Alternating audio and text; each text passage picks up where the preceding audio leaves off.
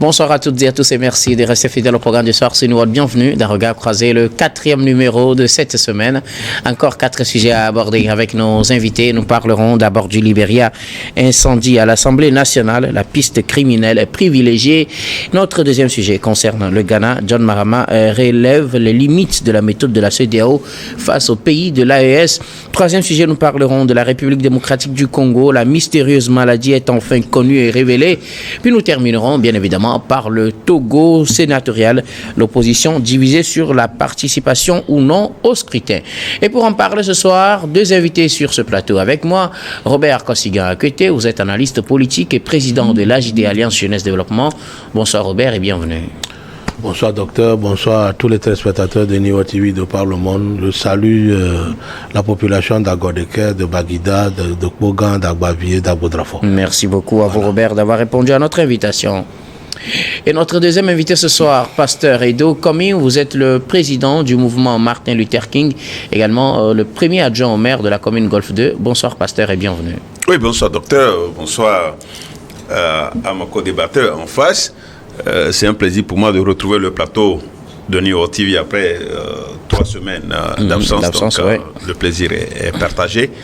Et je pense, bien que j'ai un mot à l'endroit des consommateurs, parce que nous sommes à la fin de l'année, il y a beaucoup de produits naturellement périmés, que ce soit les produits de première nécessité, que ce soit les boissons, tout ça là qui commence déjà par abonder dans le marché. Donc nous demandons aux gens de pouvoir vérifier la date de péremption de ces produits, et dans ce cadre nous de Lomé jusqu'à Sinkassé, dans toutes les communes, dans toutes les préfectures, nos délégués, les délégués du MMLK, du mouvement Martin Luther, qui sont déjà sur le terrain, dans les marchés, dans les boutiques, en train de contrôler la qualité et le prix de ces produits. Donc attention à tous ces produits-là qui ne font que finir par causer des maux. Des mots MAUX à nos ventres après avoir acheté avec nos propres sous. Merci beaucoup à vous, Pasteur Edo. Avec vous, nous allons aborder notre premier sujet. Nous prenons la direction du Libéria pour parler de cet incendie à l'Assemblée nationale, la piste criminelle privilégiée. Un incendie spectaculaire a emporté une partie de la Chambre des représentants tôt ce mercredi, mobilisant plusieurs équipes de secours. Les flammes ont été maîtrisées et les enquêtes ont été lancées. Des premières informations sur ces enquêtes annoncent une piste criminelle qui serait privilégiée. Il faut dire que cet incendie intervient dans un contexte politique tendu au Libéria, entre pouvoir et opposition, entre députés du pouvoir et ceux de l'opposition, sanctions et exclusions, des déclarations par-ci par-là, et dans la foulée, on apprend cet incendie à l'Assemblée nationale, à la Chambre des représentants surtout. Nous en parlons avec nos invités. Je veux bien commencer par vous, Robert Kosigan-Akwete. Que comprendre de cette situation, cet incendie à la Chambre des représentants au Libéria? Les autorités privilégient désormais la piste criminelle. Qui aurait bien osé faire cela? Oui, cette piste est à envisager à voir les menaces. Les menaces qui étaient proférées dans cette même Assemblée nationale du fait que le président de l'hémicycle a été menacé d'échéance. Maintenant, il y a un groupe de 43 députés qui l'ont menacé de voter alors sa déchéance. Il a contesté plusieurs fois cette décision, mais entre-temps, je ne sais pas si cette décision a eu lieu. Et donc, il y en a aussi un groupe de députés qui ont menacé que si les choses continuent de cette manière-là, ils vont venir à ce point, c'est-à-dire faire brûler l'hémicycle. Le président Bouaki a d'ailleurs dénoncé, il a dit, quelles que soient les situations en politique, il n'est pas utile d'aller jusqu'à mettre feu à l'hémicycle qui est un haut lieu de politique et qu'il faudrait toujours privilégier le dialogue. Souvent dans nos États africains, vous savez, parfois quand ceux de l'opposition constatent que voilà, ils ne sont pas écoutés, qu'à chaque fois leurs lois sont violées, ils ont tendance parfois à réagir d'une manière violente pour se faire entendre ou pour se faire respecter. C'est leur manière de vivre dans la démocratie. Parce que vous savez, c'est comme celui qui a peur. Quand vous lui bloquez toutes les voies, toutes les issues, il est obligé de s'en prendre à vous, mais ce n'est pas la bonne manière. Il faudrait peut-être se référer à une cour, à la Cour suprême ou la Cour constitutionnelle, pour pouvoir invalider peut-être cette loi qui prévoyait sa destitution. C'était même mieux que de venir à brûler le Parlement, parce que, ça va leur nécessiter encore des sous pour reconstruire l'hémicycle.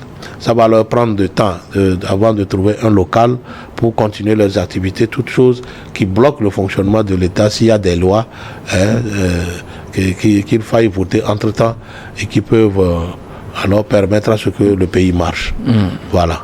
Merci beaucoup à vous, Robert Kosiga. Écoutez, je reviendrai à vous tout à l'heure.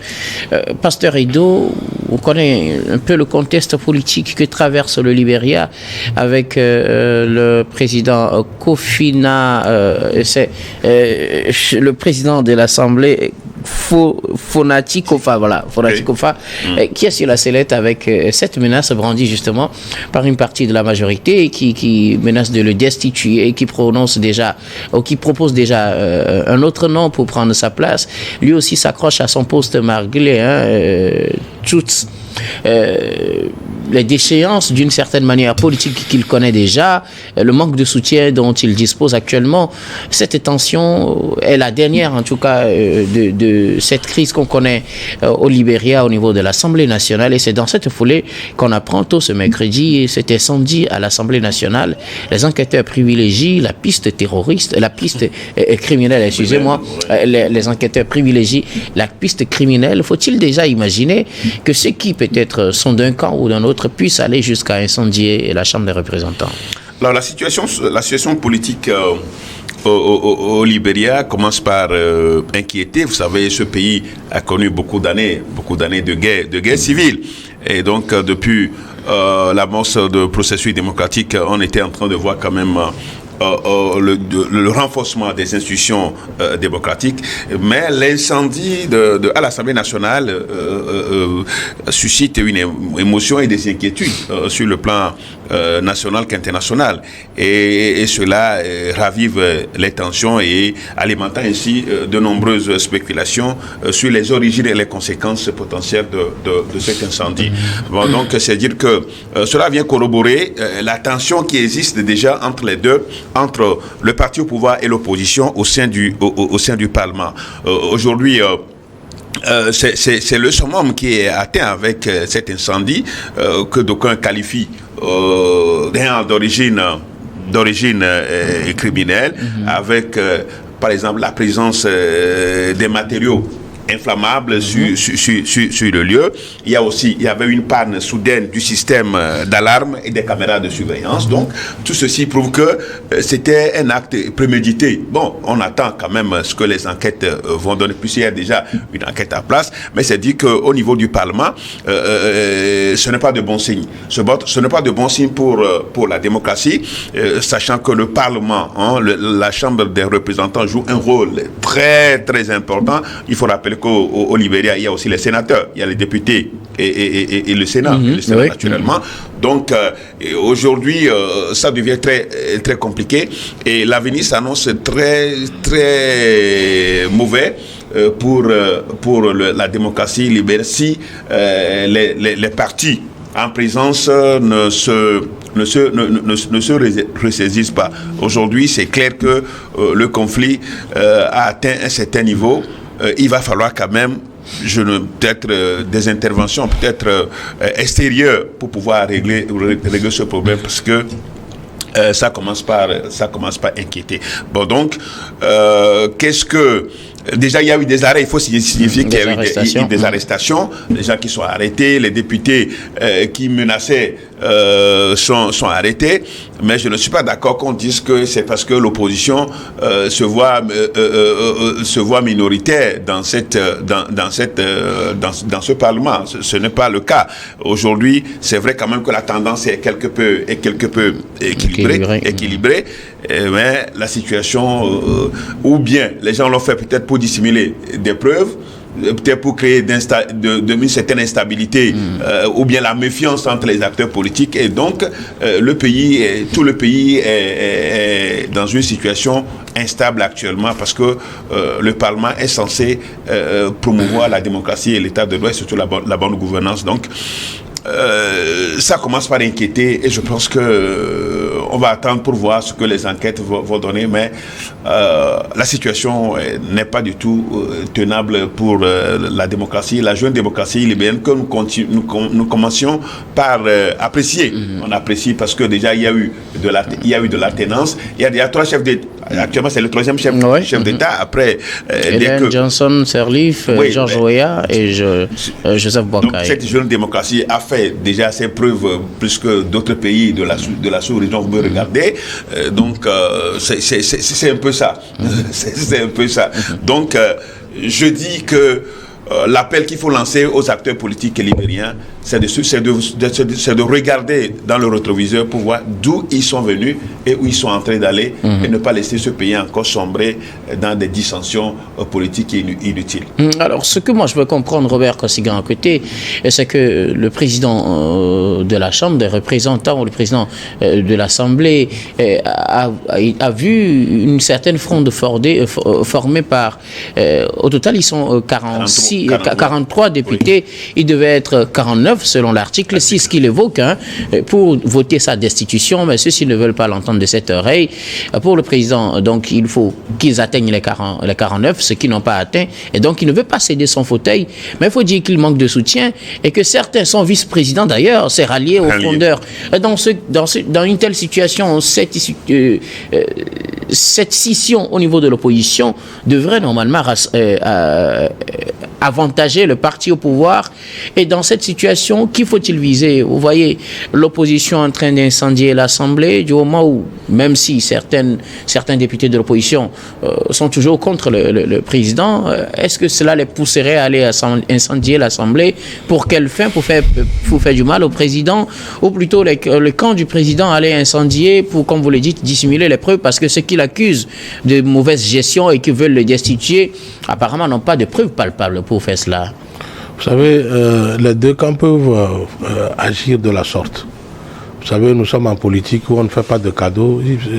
Les gens, le parti, les députés ou les membres du parti au pouvoir peuvent aussi commettre cet acte criminel afin qu'on puisse indexer l'opposition et peut-être les emprisonner et leur permettre que voilà, il y ait une reprise des élections, si cela est dans la règle dans les lois constitutionnelles, pour que les mêmes acteurs ne puissent pas être réélus et que voilà, on puisse avoir peut-être plus de majorité pour le parti au pouvoir. De l'autre côté, il serait mieux que le président en question puisse faire un recours au niveau de la Cour constitutionnelle. De la Cour suprême, c'est ce qu'il a fait en évoquant l'article 6, et là, justement. Surtout, se baser sur l'insuffisance des 49 voix là, qui doivent normalement acter sa destitution. L'autre point de la situation est que, entre la passation de pouvoir, entre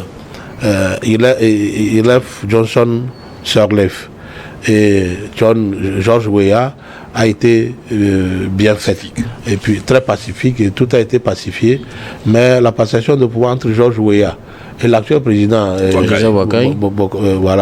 Boakai ne s'est pas bien passé. Il y a eu beaucoup de tensions juste après la passation de pouvoir, tensions juste après quelques jours où on a retiré la sécurité étatique autour de la résidence de George Weah, et voilà, autour de ses activités.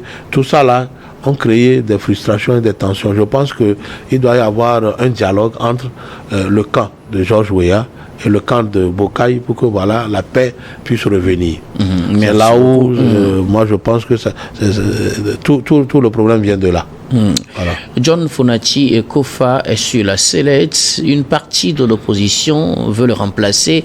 Il s'est d'ailleurs relié avec, ou bien il y a eu le soutien de certains députés du pouvoir pour atteindre les 43, mais pas suffisant pour atteindre les 49 nécessaires selon lui pour le destituer. Il s'accroche et finalement l'Assemblée prend feu. Vers quel côté faut-il regarder le plus, pasteur? Oui, mais qu'est-ce qu'on lui reproche?